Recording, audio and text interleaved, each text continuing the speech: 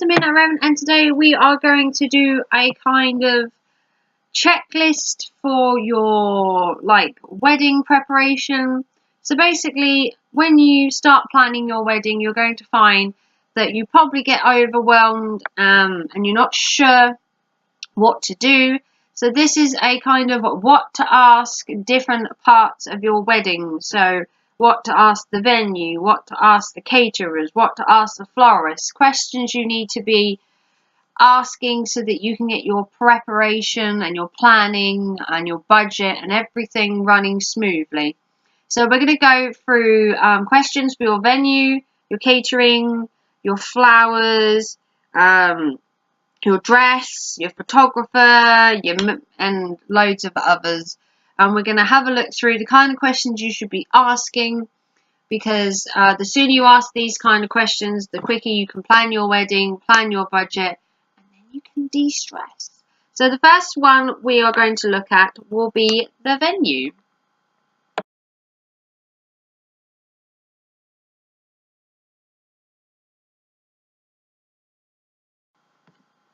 So the venue itself will probably be one of the biggest costs, whether it's the ceremony or the reception. You will find that the costs for both of them are probably the biggest, unless you're planning, to have a really expensive wedding dress. I would say that this is probably the way your budget is literally just going to disappear. So the questions you need to ask is, the first one is, are they available on your date? Try not to set your heart on a venue until you have a date, because venues fill up really quickly, and if you have your heart set on somewhere, you might have to be flexible with the date. Are they licensed for a civil ceremony as well? Depending on where you're having your venue, you need to check whether you can actually marry there. So if you want it in a garden and you want it outdoors, or you want it in a marquee, you're obviously going to have to check for licensing. How many guests can you have as part of your day? How much room do you have? There's no point having a really small venue if you're going to be asking a couple of hundred guests. You're going to want them to be comfortable. You are going to have space. You don't want to all be crammed in a little tiny room. Exactly what your package offers. Now, this is ones that you should really go through and get as much information as you can. So if you're going to have a package for a place, so you get the venue, you need to know, do you get the catering involved? Do you get the cutlery involved? Do they decorate the place? Is the bar included? And you need to know how much you're going to get for your package, because a package cost can run from $2,000 to $15,000. You need to know every little detail, because it soon adds up on little extras as you increase the package. You might get a better package going somewhere else than the venue that you chose. It just depends how many extras you want in your package. The cancellation policy is also a good one. If for some reason you're sick or you need to cancel the wedding, you need to make sure that you're not going to lose out if they don't have a cancellation policy. You also need to know whether you have exclusive use of the venue. Will there be another wedding? Will you be sharing the venue? Is there a time limit on your wedding? Can you have it all day? Do you have exclusive use of the place, or will there be other people within the venue as well? Is also a good thing, especially if you want an exclusive venue for just your wedding. Is there guest accommodation at the venue? Can there be bridal? Is there room for your parents to stay? Are you having people come out of town and you need accommodation for them? Do you have mandatory suppliers? So this is one that you need to address before you book the venue.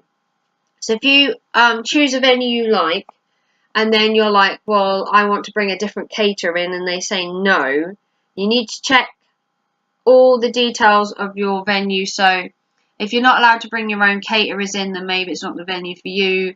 If they have to decorate it for you, if they have to have this venue, if you have to have this catering, you have to have this DJ, because it all comes with the venue and it's not what you want, then you might want to change your venue.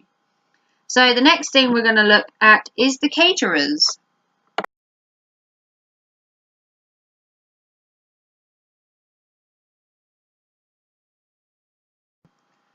So another big part of your budget will be catering. Now this will depend on how many guests you have and what kind of catering you have. So the questions for your catering would be, does glassware, cutlery, tablecloths, linens all come in the price? So you booked your venue. Does everything then come with the venue? Do you get your cutlery? Do you get your, your tableware? Is there an extra charge for serving stuff? So on the day, do they charge you extra to have your 3-course meal served to you? Do they charge you for having people stand behind the buffet and help you? You need to look for the extra charges, because it's the extra charges that then make your budget slowly trickle away. Do you have a separate menu for photographers, suppliers, and other bits? I don't think most people worry about that. I think people just give their photographer a meal, that they generally have anyway. How many weddings are you catering for? So this is always a good question. So if you're just the exclusive wedding for the day, that's brilliant. If they're catering for 2 weddings, that means they're not spending as much time on your wedding. Your food could be rushed. It could be sitting there all day, especially if you're the second wedding of the day. Your food could be there for most of the day before you even have your wedding. Or there could be behind on your wedding. So if you want exclusive use of the place and exclusive catering, you might have to pay a bit more. Have they worked here before? So if they're going to have outside catering come into a place, you need to know whether they've worked there before, whether they've used the kitchen before, whether they know where the place is. Will you handle the table place settings as well? So if the decorations are included in the price, then does that mean that they're going to set up the table, they're going to put all the food out, and does everything literally come with the caterers? Do they do everything? Do they set it up? Do they take it away? Do they present it well? Can you have a menu tasting before the wedding day? So this is a really good question to ask as well. So if you've set your heart on a 3-course meal, you're going to want to know, what your guests are getting. Are you getting value for money? So what you do is you have a sampling of each thing that you're going to have on your menu so that you can try it, see whether you like it, see if you want to adjust it. Then you can ask stuff for people if you have vegetarians or vegans in your family as well, so you can get dietary requirements, whether they cater for vegans and stuff, allergies and other stuff. What the process is for the caterers, how long they need. Can they turn up and set up in an hour? Are they going to need longer? Will they need time to set up so that your guests aren't arriving before it's all set up? Just questions to make your catering run as smoothly as possible, as it is one of the big things that affects the rest of the day, and if it then goes wrong. So the next thing we are looking for is the boutique or the wedding dress shop.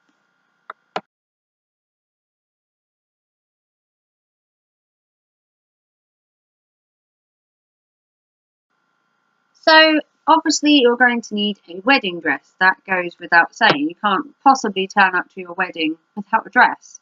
So when you go to a boutique, you're obviously going to need to know if you need an appointment. Can you turn up on the day? Whether you will, how long the appointment is. Do you get half hour? Do you book a slot and have a 2-hour slot where you just have exclusive viewing? Do you want a private viewing? Because you can get private appointments as well. Some of the more higher up boutiques do like private ones, so you can have your friends and your mum. You can have champagne and everything, and you kind of make a bit of an afternoon of it. Who should you bring with you? Can you bring your mum? Can you bring your friends? What's the capacity for bringing people with you if you want to make it like a bridesmaid thing and you want them all to come with you? What should you wear? I have heard it before suggest that you should actually wear your bridal underwear that you plan to wear for the wedding day when you go to actually try your dress on, so that you can check whether your seams show. You can check whether the colour's going to show through your dress as well. How much are adjustments? So this can also affect your wedding dress budget as well. If you find the dress that is totally for you, but then you've got to pay £200, £300 to have it altered. How long do they need for an alteration? How many dress fittings you need to come for? Do you need to come for 1, 2, or many? Is there a deposit on the dress, or do they need it paid in full? When can you collect the dress? Can you collect it the day before? Can you collect it the week before? Whether there's insurance on your dress is also a good one. Whether you want to get your dress insured. And just making sure that you have the best possible wedding dress as well. Because you'll want to take your time. You'll want to visit loads of boutiques. So make sure you ask each of the questions in each boutique, even if it sounds a bit repetitive to you. Because you want to make sure you get the best dress possible. So the next thing we're going to do is the florist.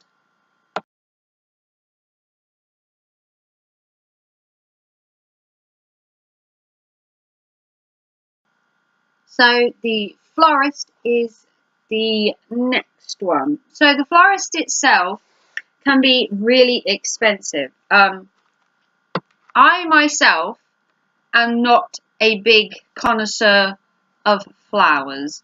To me, flowers live for a day or two, they die. And they're a big commodity and they cost a lot. And for me, they're an expense don't really need for a wedding, but people like to have flowers. I don't know why. I'd quite happily have a bouquet and have no more flowers. So the questions you need to ask your florist is the flowers that are in season. Checking that what you order at the time isn't going to cost you more because it's out of season. The cheapest way to get your flowers is to buy in season. Find out what's going to be around 9 months down the line when you marry. Find out the cheapest options that you can get, because if you buy out of season, they're going to cost you more. How much notice do you need for the flowers? So if your wedding's in, say, a year, you want to give them 6 months notice for your flowers. Don't leave it until the last minute to try and get your flowers, because if you do, they're then going to rush your order. There's then more chance of things going wrong, things not being done, and it just being a bit of a rushed affair.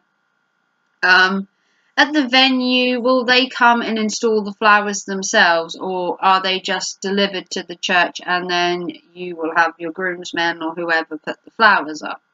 So if you're going to have them at your reception, or you're going to have a flower arch, or you're going to have loads of flowers lining the church, are they going to come and fit them? Does it cost you? Have you do that? Is it included in the price? You're also going to want to know, do they provide everything for the decorations within the reception? So if you're going to have like vases on the table full of flowers, do they charge you for the vases? Are they included in the price? Will they deliver them? Will they set them up? There's a lot of questions to ask. Then you can ask them certain things like, what kind of flowers would suit your dress? What kind of flowers are in? What's this season's colour?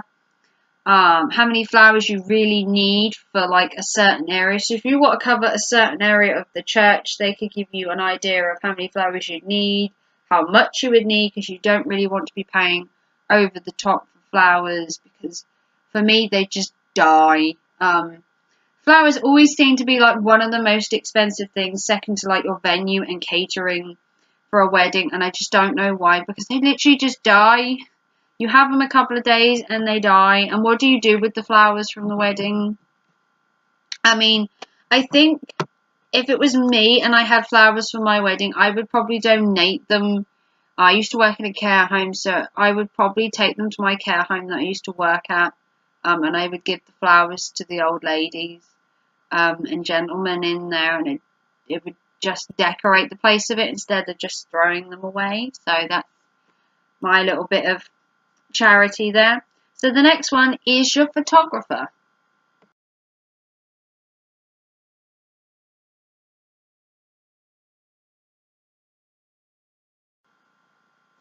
So another big part of your day would be the photographer. You want to have this moment, this day, you know, kept as a memory forever. So what better way than having pictures taken? So what you need to do is establish first what kind of style of photos you're going for.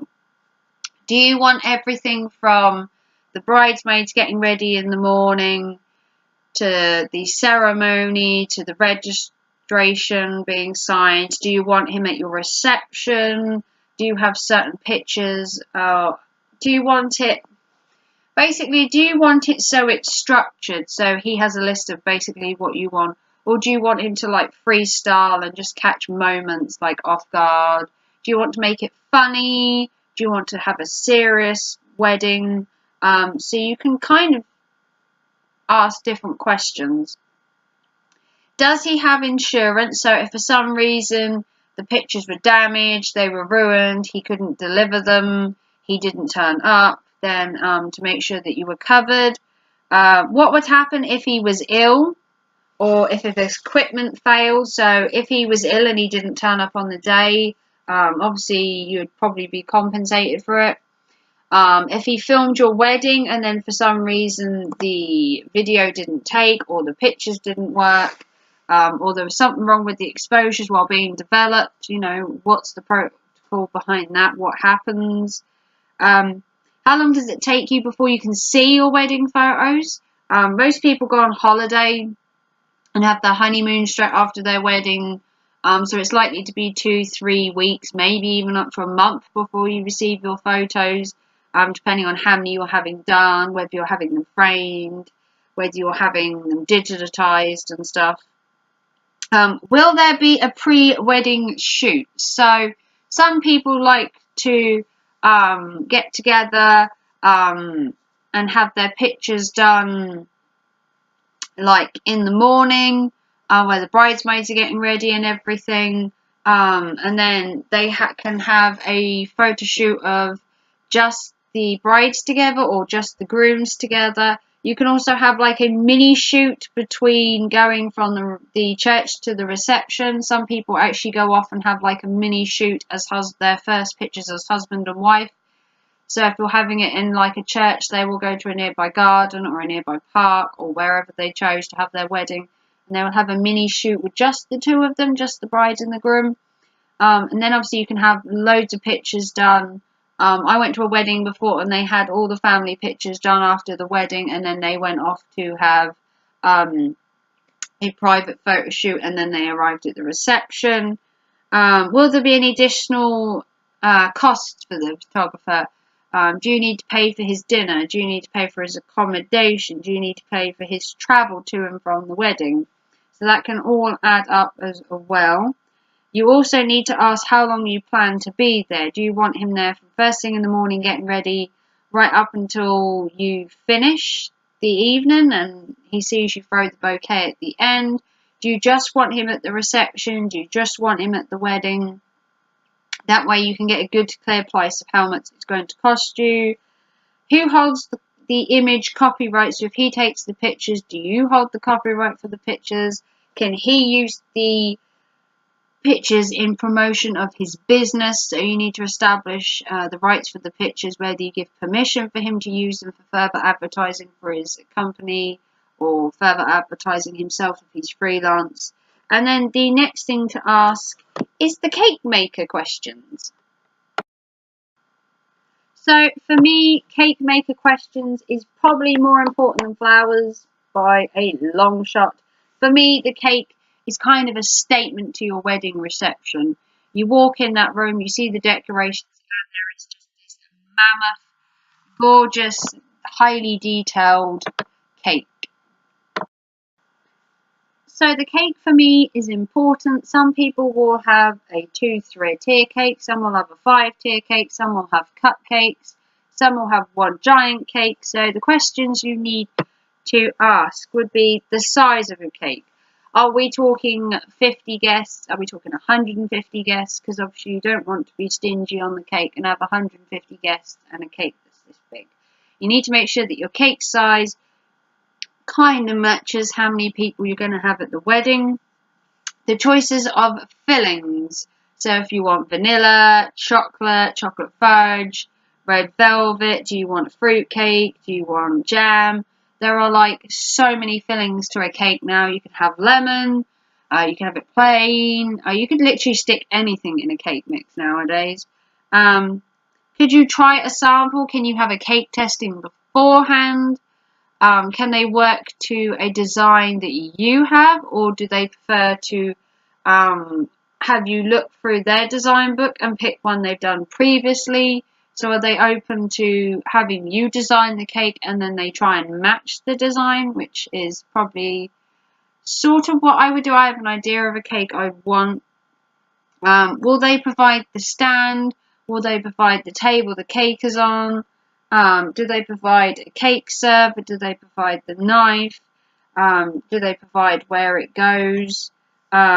Can you cater for allergies? So if there's nut allergies, egg allergies, wheat allergies, whatever, how many, whether they can effectively change the cake to what you need.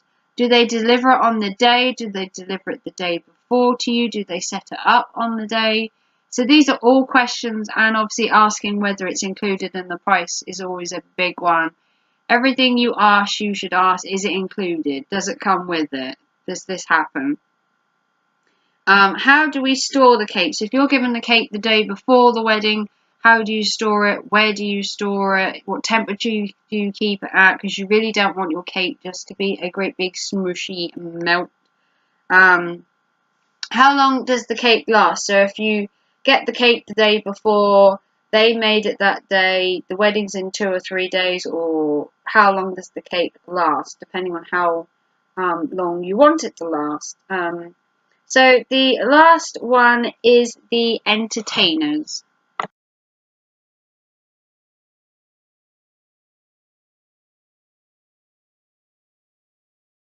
So the entertainers obviously are what makes the reception, with the wedding lasting a good couple of hours on average in the evening.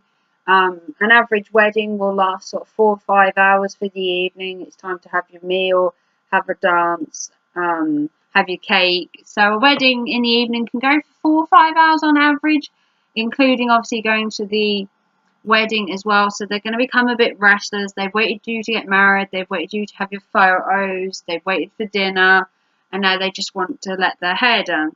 So the entertainers, if you're going to have a DJ or a band, you need to ask them whether they do requests, how much it's going to cost, how long they're going to stay,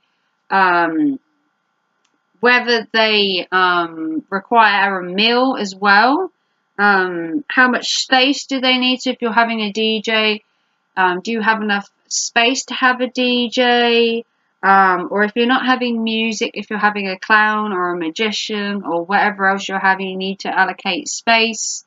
You need to know what they need, whether it comes to power supplies, sockets, whether they need certain things to be able to do it. So if you're having stuff like fire eaters outside, you need to follow certain rules. If you're having fireworks, you need to check with the venue whether you can have them, and if there is certain protocols, whether they need time to set up, how long they need to take sets down. If you're having DJs, will he need a meal? It's just loads of questions that you need to ask. Does he need accommodation? If you're having, a band, do they take requests, or do they have a set playlist? If you're having child's entertainment, whether it's clowns or magicians, whether they need a meal, whether they need certain things, and just basically how you can help them, because obviously you want your entertainment to run smoothly, because if not, you're going to have some restless guests, whether they're hungry, they need to be basically, when you have guests at a wedding, they need three things. They need drink, food, and entertainment.